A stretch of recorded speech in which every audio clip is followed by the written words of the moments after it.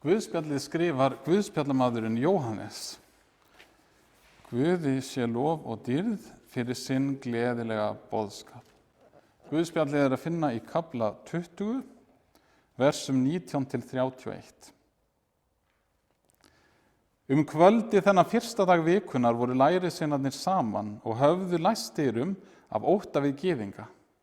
Þá kom Jesús, stóð mitt á meðal þeirra og sagði við þá: friður sé með yður. Þegar hann hafði þetta mælt, sýndi hann þeim hendur sínar og síðu. Lærisveinarnir urðu glaðir en þeir sáu Drottinn. Þá sagði Jesús aftur við þá: friður sé með yður, eins og Faðirinn hefur sendt mig, eins sendi ég yður. Og hann hafði sagt þetta, andaði hann á þá og sagði: meðtakið heilagan anda. Ef þér fyrirgefið einhverjum syndirnar, eru þær fyrirgefnar. Ef þér synjið einhverjum fyrirgefningar, þeim synjað. En einn þeirra 12, Tómas nefndur tvíburi, var ekki með þeim þegar Jesús kom. Hinir lærisveinarnir sögðu honum: vér höfum séð Drottinn. En hann svaraði: sjái ég ekki naglaförin í höndum hans og geti sett fingur minn í naglaförin og lagt hönd mína í síðu hans, mun ég alls ekki trúa. Að viku liðinni voru lærisveinar hans aftur saman inni og Tómas með þeim. Dyrnar voru læstar. Þá kemur Jesús, stendur mitt á meðal þeirra og segir: friður sé með yður. Síðan segir hann við Tómas: kom hingað með fingur þinn og sjá hendur mínar, og kom með hönd þína og legg í síðu mína, og vertu ekki vantrúaður, vertu trúaður. Tómas svaraði: Drottinn minn og Guð minn. Jesús segir við hann: þú trúir af því að þú hefur séð mig. Sælir eru þeir sem hafa ekki séð en trúa þó. Jesús gjörði einnig mörg önnur tákn í augsýn lærisveina sinna sem eigi eru skráð á þessa bók. En þetta ritað til þess að þér trúið að Jesús sé Kristur, sonur Guðs, og þér í trúnni eigið líf í hans nafni. Þannig hljómar hið heilaga Guðspjall: lof sé þér Kristur.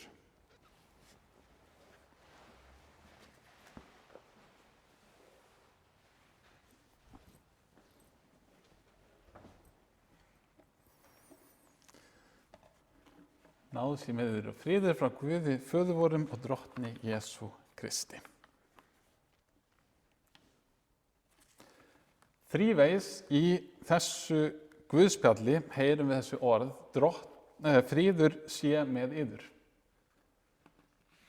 Þrisvar er það Jesús sem segir þessi orð: friður sé með yður. Og þannig skipta þessi orð Guðspjallinni niður í 3 minni einingar. Hann segir það í fyrsta sinn, í annað sinn og í 3. sinn, og við fylgjum honum í þessi 3 sinn. Í fyrsta sinn: friður sé með yður.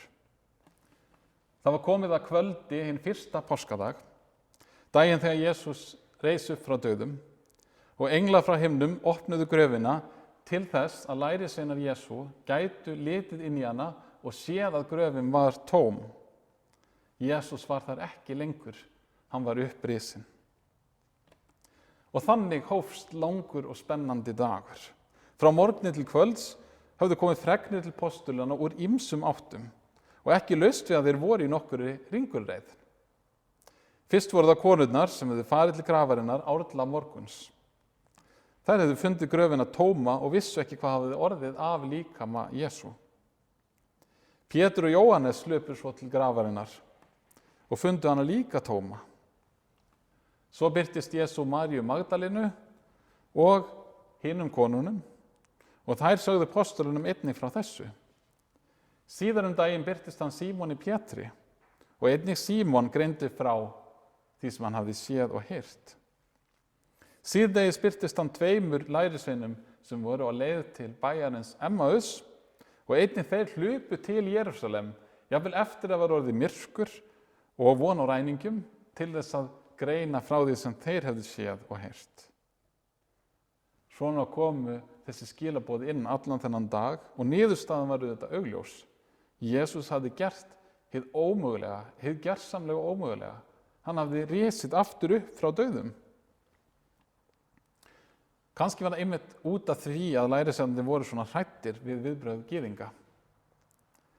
Prestarnir höfðu þegar á föstudagskvöldi eftir að Jesús dó, haldið því fram að lærisveinarnir myndu koma til þess að ræna líkama Jesú úr gröfinni og halda því fram að hann væri upprisinn.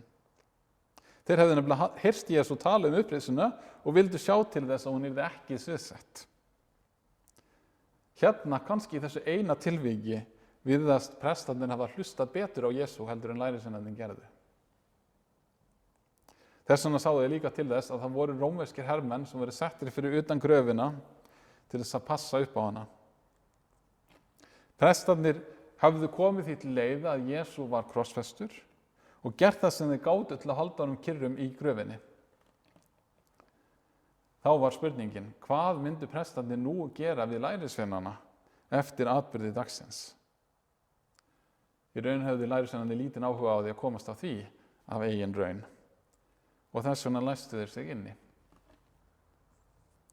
Jesús sem hafði gengið gegnum klattaveggi grafarinnar, gekk nú inn í þetta læsta herbergi, stóð mitt á meðan þeirra og heilsaði þeim með orðunum, friður sé með yður.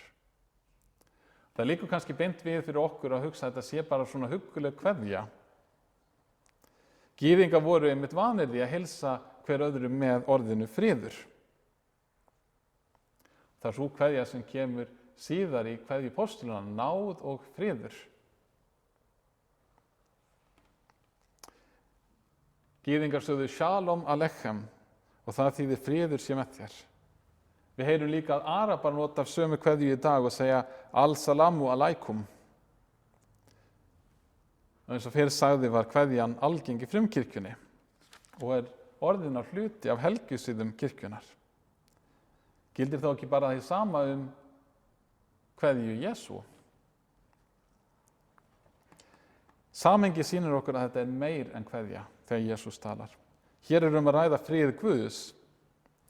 Englarnir utan við Betlehem sungu þennan frið á jólanóttu og sögðu, dýrð sé Guð í upphæðum og friður á jörðu og mönnunum velþóknun. Jesús talaði líka þennan frið á skírðardagskvöldi. Hann sagði, frið læt ég yður eftir, minn frið gef ég yður, ekki gef ég yður eins og heimurinn gefur. Það er sem sagt ekki verið að tala frið sem einhvern innra jafnvægi eins og heimurinn gefur, eða einhverja tilfinningu sem fylgt getur raunverulegum friði. Jesú er að tala sjálfa vöruna, alvöru frið, raunverulegan frið, frið við drottinn Guð. Ástand þar sem ekki lengur er óvinsemd heldur friður. Þetta er nefnilega ekki bara kveðja heldur yfirlýsing. Þannig er mál með vexti að þér hafið frið við Guð, segir Jesús. Friður drottins sé með yður. Það er ekki kurteisisleg ósk, heldur raunveruleg yfirlýsing sem er byggð á ákveðinni forsendu. Og forsendan er sú að það sem kom í veg fyrir þennan frið, það hefur verið séð Það hefur verið séð sekt syndarinnar. Og það var Kristur sjálfur sem sá þetta. Og sönnuna fyrir því er að finna í höndum hans og síðu. Þess vegna sýnir hann þeim hendurnar og síðuna. Syndin sem reitti Guðli reiði, sem vansjallið sekta fyrir það að brjóta gegn lögmáli Guðs og sem lá undir dómi hans, hún hafði verið afplánuð. Sektin sem er dauðinn hefur verið greitt. Jesús gekk í dauðan. Sárin í höndum hans og í síðun hans eru sönnunin. Þannig að apostlarnir fögnuðu með réttu. Þegar þeir sáu Jesús, því að þeir höfðu þar með öðlast frið við Guð og þeir höfðu öðlast fyrirgefningu synda sinna. En friður drottins var aldrei ætlaður postulunum einum. Og þegar Jesús talaði þessu orði í annað sinn hefur hann það fyrir stafni. Þá sagði Jesús aftur við þá, friður sé með yður, eins og Faðirinn hefur sendt mig, eins sendi ég yður. Og hann hafði sagt þetta, andaði hann á þá og sagði, meðtakið heilagan anda. Ef þér fyrirgefið einhverjum syndirnar eru þær fyrirgefnar, ef þér synjið einhverjum fyrirgefningar er þeim synjað. Hér bera orðin friður sé með yður nefnilega svolítið aðra merkingu. Það að segja orðið með. Þetta ekki friður bara handa ykkur, heldur friður sem á að fylgja ykkur. Í fyrsta sinni var friður drottins gefinn lærisveinunum, gefinn postulunum. Í þetta sinn talar Jesús að friður hans eigi að fylgja þeim. Þeir eiga að bera hann út. Eins og Faðirinn sendi Krist, eins sendi Kristur nú lærisveina sína til að predika nákvæmlega þessi sömu orð.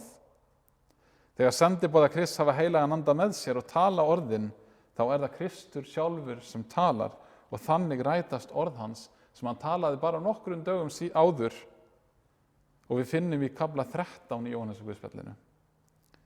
20. vers hljómar þannig: sannarlega, sannarlega segi yður, sá sem tekur við þeim sem ég sendi, hann tekur við mér, og sá sem tekur við mér, tekur við þeim sendi mig.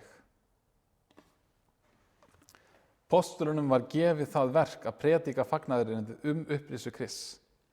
Þeir áttu að predika sigur hans yfir dauðanum. Og með þeim sigri kemur einmitt fyrirgefning syndana og friður við Guð sem gjöf til allra manna. Jesús ávann okkur þennan frið og þennan sigur á krossinum. Þar greiddi hann alla sektina okkar. Það á að koma mér og þér til gagns og loforðið það kemur í krafti heilags anda með predikun fagnaðarerindisins. Og það einmitt það sem fagnaðarerindið, að Kristur hefur sigrað dauðan, sigrast á dauðanum. Hann hefur búið til leið gegnum dauðan. Hann hefur áunnið okkur fyrirgefningu syndana og nú býðst okkur þessi fyrirgefning einfaldlega með yfirlýsingu. Yfirlýsingu það að syndir okkar eru fyrirgefningar. Og við veitum þessari yfirlýsingu, þessari fyrirgefningu viðtöku, einfaldlega með því að trúa á hana og treysta. Ef þú trúir þá hefur þú, ef þú treystir þá átt þú. Við lesum áfram í Guðspjallinu. Að vikuliðinni voru lærisveinar hans aftur saman inni og Tómas með þeim. Dyrnar voru læstar. Þá kemur Jesús, stendur mitt á meðan þeirra og segir: friður sé með yður. Síðan segir hann við Tómas: kom hingað með fingur þinn og sjá hendur mínar. Kom með hönd þína og legg í síðu mína og vertu ekki vantrúaður, vertu trúaður. Tómas gjarnan nefndur lærisveinn sem efaðist og það réttnefni. Því hann var einmitt það sem hann hafði gert. Hann hafði efast. Hann sagði: sjái ég ekki naglaförin í höndum hans og geti sett fingur minn í naglaförin og lagt hönd mína í síðu hans, mun ég alls ekki trúa. Það voru orð Tómasar. Þess vegna höfum við gefið honum þetta nafn, en í raun og veru líka önnur hlið á þessu máli. Tómas var maður sem vildi horfast í augu við veruleikann eins og hann var.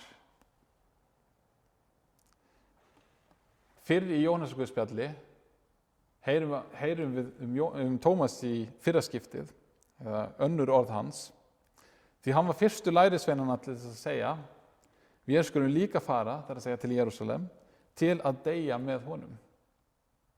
Tómas skildi hvað það þýddi að fara til Jerúsalem og hann var viljugur til þess að ganga með Kristi til Jerúsalem. Auðvitað vitum við hvernig það síðan fór, alveg eins og fyrir Pétri, að hann einnig flúði. Nú hefði Tómas tvímælalaust átt að trúa vitnisburði hinna postulana sem allir hefðu séð hinn uppreisna Krist. En þó mikilvægt að taka eftir því að það hlutverkaskipting í ríki Guðs og það mjög tiltekið verk sem var falið postulunum 12. Þeir áttu nefnilega að vera sjónarvottar, ekki bara allt það sem Jesús hafði gert og kennt þegar hann gekk með postulunum, heldur áttu þeir að vera sjónarvottar af dauða hans, upprisu hans og himnaför. Tómas hafði nefnilega enn ekki séð hinn upprisna Krist með eigin augum. Hann hafði heyrt hann, en hann hafði ekki séð hann. Hann vantaði því grundvallar forsendur fyrir því að vera sjónarvottur. Það Pétur postuli sem í raun bendir á þetta í fyrsta kafla postulasögunar þegar hann átti að velja mann til að fylla í skarðið eftir Júdas Ískariot sem var svikarinn. Pétur sagði: einhver þeirra manna sem með oss voru alla tíð meðan drottin Jesús gekk inn og út meðal vor, allt frá skírn Jóhannesar til þess dags hann varð uppnuminn frá oss, verður nú að gjörast vottur upprisu hans ásamt oss. Grundvallar hlutverk postulans var að vera vottur, það að segja sjónarvottur upprisu Krists, og að predika þetta fagnaðarerindi og fyrirgefningu syndana allt til enda veraldar. Tómas þurfti því að sjá hinn uppreisna Krist til þess að geta sinnt hlutverkið sínu, til þess að geta verið sjónarvottur. Viku eftir páska, það að segja á þessum sunnudegi, birtist Jesús þeim aftur og nú var Tómas með þeim. Jesús birtist þeim með sömu orðum og hann hafði gert á kvöldi páskadags. Hann sagði, friður sé með yður. Svo sýnir hann Tómasi hendur sínar og síðu eins og hann hafði sýnt hinum postulunum á kvöldi páskadags. Nákvæmlega sama. Hann sýndi Tómasi hendur sínar og síðu sína. Þar með var Tómas líka orðinn sjónarvottur hins uppreisna Krists. Síðan átti hann líka eftir að verða píslarvottur, vitna með dauða sínum þann sannleika sem hann gat vitnað hér. Viðbrögð Tómasar létu alls ekki á sér standa. Játning Tómasar og verður grundvallar játning kristinnar kirkju. Versi 28 stendur, Tómas svaraði, drottin minn og Guð minn. Kristur drottin. Það játning Tómasar og játning allra kristina, það játning kirkjunar. Það gæti vel verið ósk okkar að við fengjum að sjá hinn uppreisna Krist með sama hætti og Tómas. Og kannski gætum við þá sagt skilið við allar okkar efasemdir. En þá kemur aftur að þessari hlutverkaskiptingu í ríki Guðs. Hlutverk Tómasar var að vera sjónarvottur og reyndar síðar að vera píslarvottur líka. En það að vera sjónarvottur ekki hlutverk okkar. Hlutverk okkar að taka við vitnisburði sjónarvottana, eins og hann komin til okkar í ritningunum. Þegar Jesú baðst fyrir í Getsemanigarði, bað hann fyrir postulunum, en einnig fyrir okkur sem komumst til trúar fyrir vitnisburð þeirra. Hann bað fyrir postulunum með þessum orðum, ég hef gefið þeim orð þitt og heimurinn hataði þá, af því að þeir eru ekki af heiminum eins og ég ekki af heiminum. Ég bið ekki að þú takir þá út úr heiminum, heldur að þú varðveitir þá frá hinu illa. Þeir eru ekki af heiminum eins og ég ekki af heiminum. Helga þá í sannleikanum, þitt orð sannleikar. Ég hef sendt þá í heiminn eins og þú sendi mig í heiminn. Ég helga mig fyrir þá, svo að þeir séu einnig helgaðir í sannleika. Svo heldur hann áfram og segir, ég bið ekki einungis fyrir þessum, heldur og fyrir þeim sem á mig trúa fyrir orð þeirra. Að allir séu þeir eitt, eins og þú, Faðir, ert í mér og ég í þér, svo séu þeir einnig í okkur, til þess að heimurinn trúi að þú hafi sendt mig. Hér biður Jesús fyrir postulunum og síðan biður hann fyrir okkur, mér og þér, sem komumst til trúar fyrir orð postulana. Eftir að Tómas hafði játað trú sína á drottin, kallaði Jesú drottin sinna Guð sinn, segir Kristur síðan við hann. Við lesum vers 29. Jesús segir við hann, þú trúir af því að þú hefur séð mig. Sælir eru þeir sem hafa ekki séð og trúa þó. Aftur talar Jesú okkur, mig og þig, sem sitjum hér í dag og alla kirkju Krists frá dögum postulana, sem ekki hafa séð en trúa þó. Við trúum á Krist fyrir vitnisburð sjónarvottana, fyrir vitnisburð postulana. Þess vegna endar Guðspjall dagsins á því að postulinn sem skrifaði Jóhannes Guðspjall, Jóhannes sjálfur, snýr sér að lesandanum og talar beint til hans og segir, en þetta ritað til þess að þér trúið að Jesús sé Kristur sonur Guðs og að þér í trúnni eigið líf í hans nafni. Því sjálft Guðspjallið vitnisburður sjónarvottarins Jóhannesar, skrifaði niður fyrir tilstuðlan heilags anda sem Jesús andaði á hann. Við lásum áðan í Guðspjallinu. Hann andaði á lærisveinana. Þar með talið Jóhannes og sagði meðtakið heilagan anda. Þessi vers sem við höfum lesið í 20. kafla Jóhannesar Guðspjalls kenna okkur það, fyrst að öllu, að Kristur hefur áunnið okkur fyrirgefningar syndana. Hann hefur gefið okkur frið við Guð með dauða sínum og upprisu. Sármerkin í höndum hans og á síðu hans eru því til merkis og sönnunar. Þessi friður borin út til okkar og gefin okkur með yfirlýsingu Krists á fyrirgefningu syndana, með orðunum syndir þínar eru þér fyrirgefnar og með orðunum friður sé með þér.